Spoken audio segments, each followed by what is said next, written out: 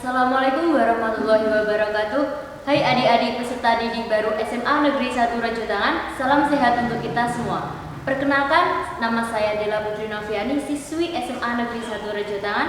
Kali ini kita akan membahas tentang kehidupan berbangsa dan bernegara, yang merupakan salah satu materi pada masa pengenalan lingkungan sekolah SMA Negeri 1 Rajo Tangan. Baik, di sini kita akan membahas tentang kehidupan berbangsa dan bernegara bersama Bapak Gibran Jalu Sutasoma SPD. Sebelumnya kita perkenalan dulu ya dengan Pak Gibran. Ya, terima kasih Mbak Dila. Assalamualaikum warahmatullahi wabarakatuh. Salam sejahtera bagi kita semua, salam sehat untuk kalian yang ada di rumah. Ya, perkenalkan saya Gibran Jalu Sarutama.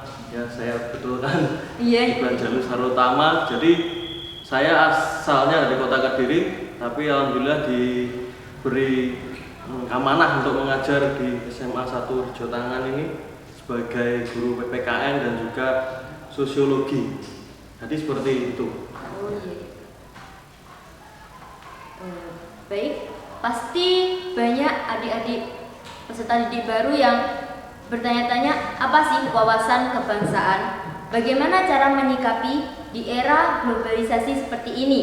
Dan bagaimana cara mengimplementasikan di kehidupan sehari-hari, serta dampak apa saja jika kita buta akan wawasan kebangsaan dan bela negara itu sendiri.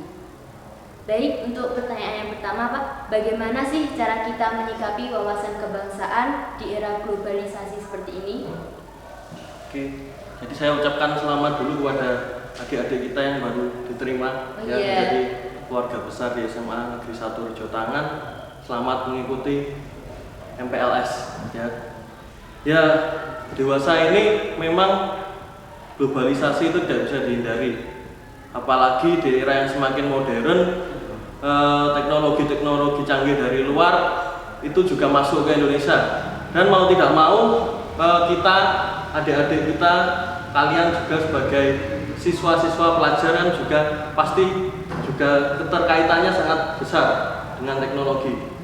Dan tanpa disadari sebenarnya globalisasi dan teknologi itu juga masuk ke Indonesia, membawa yang namanya budaya-budaya asing juga.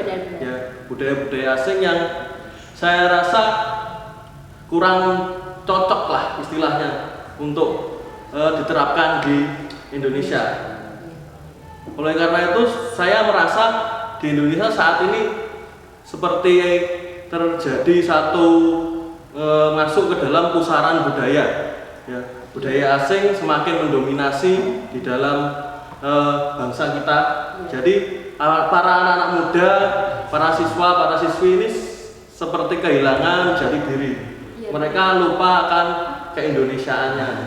Contohnya banyak sekali siswa-siswi kita yang ternyata saya pernah mengamati juga menemui setelah pulang dari sekolah atau jam lepas sekolah, mereka itu gaya hidupnya gaya hidup yang kebarat-baratan, hedon, party, pesta, hanya senang-senang. Jadi seperti itu, tidak cocok sama sekali dengan jati diri bangsa atau budaya Indonesia yang penuh dengan kesopan santunan. Jadi seperti itu.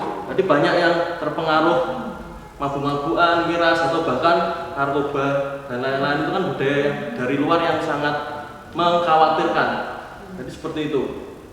Oh iya. Jadi kesimpulannya itu kita harus menjaga dari wawasan kebangsaan itu sendiri.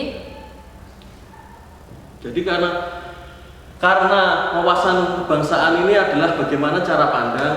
Kalau dari artinya ya, cara pandang, perspektif, bagaimana mengenai unsur-unsur kebangsaan seperti ekonomi, masyarakat, geografi, bahkan ideologi.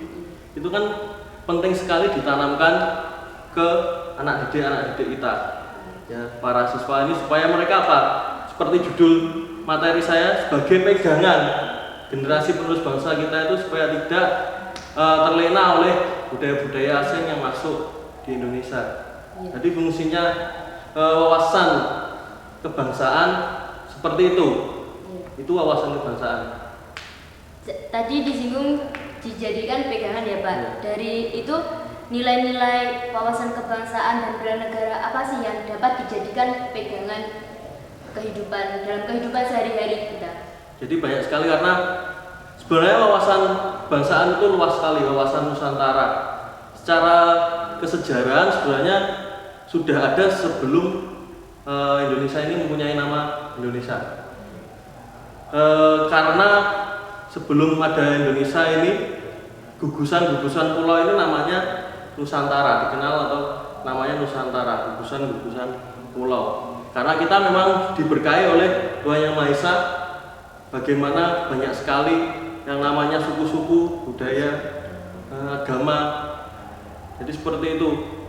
Oleh karena itu, oleh para founding father kita dirumuskanlah yang namanya Pancasila itu tadi. Pancasila itu adalah kristalisasi dari nilai-nilai yang baik dari bangsa kita. Jadi yang harus dipegang sebenarnya nggak sulit-sulit amat. Para generasi penerus bangsa kita yang harus dipegang ya tetap paling utama intinya dari wawasan kebangsaan adalah Pancasila itu. Ya. Karena nilai-nilai yang baik ada di Pancasila, nilai ketuhanan, kemanusiaan, persatuan, kerakyatan sampai ke keadilan. Itu. Juga ada juga cinta tanah air itu yang pasti.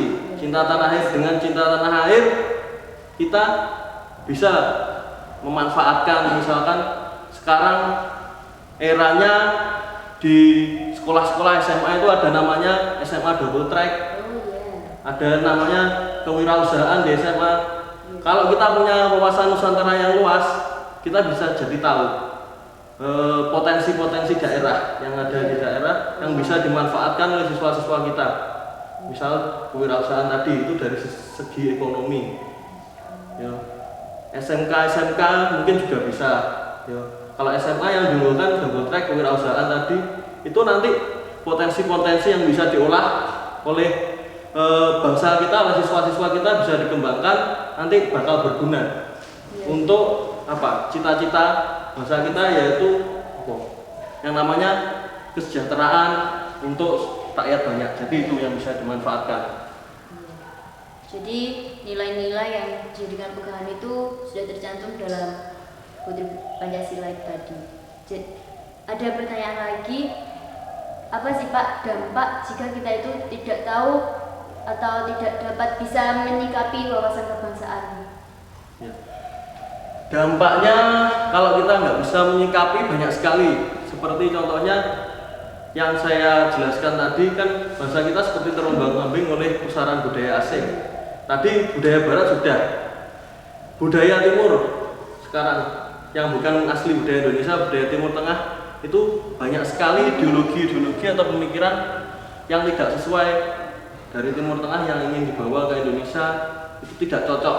Banyak sekali ideologi seperti HTI itu sangat tidak cocok, nanti malah menimbulkan perpecahan karena mereka tidak menyetujui Pancasila. Iya. Ya, jadi mereka memang tidak menginginkan yang adanya persatuan di Indonesia. Jadi yang harus diwaspadai nanti dampaknya seperti itu. Kalau ada pemikiran-pemikiran, ideologi-ideologi yang ingin mengganti Pancasila, pasti bakal mempengaruhi perpecahan yang ada di Indonesia. Jadi kita tidak aman dan tidak sentosa lagi, tidak bisa saling bersatu lagi. Jadi yang agama lain kan pasti nggak bakal mungkin mengikuti itu. Ya, jadi seperti itu bahayanya. Apalagi yang disasar anak-anak SMK, anak-anak kuliah. Jadi seperti itu. Makanya ya harus diwaspadai, harus dipegang erat-erat dan ditanamkan yang namanya wawasan kebangsaan dan juga bela negara. Orang-orang yang ingin mengganti Pancasila itu orang yang tidak mawas atau tidak sadar diri tentang bela negara dan wawasan kebangsaan. Ya, kurang bersyukurlah akan anugerah yang diberi Tuhan keberagaman. Jadi seperti itu. Jadi wawasan kebangsaan ini sangat penting ya Pak. Jadi buat pedoman, jangan sampai pedoman buat diri kita biar tidak lalai dari jati diri. Diri bangsa. Iya. Dan ini pertanyaan yang terakhir, dari mana sih Pak aspeknya biar kita dapat mengetahui wawasan kebangsaan itu? Aspeknya banyak sekali. tadi dari ekonomi yang jelas yang sudah saya sebutkan tadi, yang memanfaatkan potensi. Aspek masyarakat kita luas, banyak sekali suku, budaya, agama, itu juga aspek-aspek yang perlu diperhatikan. Tuh. Aspek yang ketiga, geografis, itu juga mempengaruhi. Jadi politik juga ada di sana, pertahanan, keamanan, itu yang namanya bagaimana nanti ada hubungannya dengan bela negara.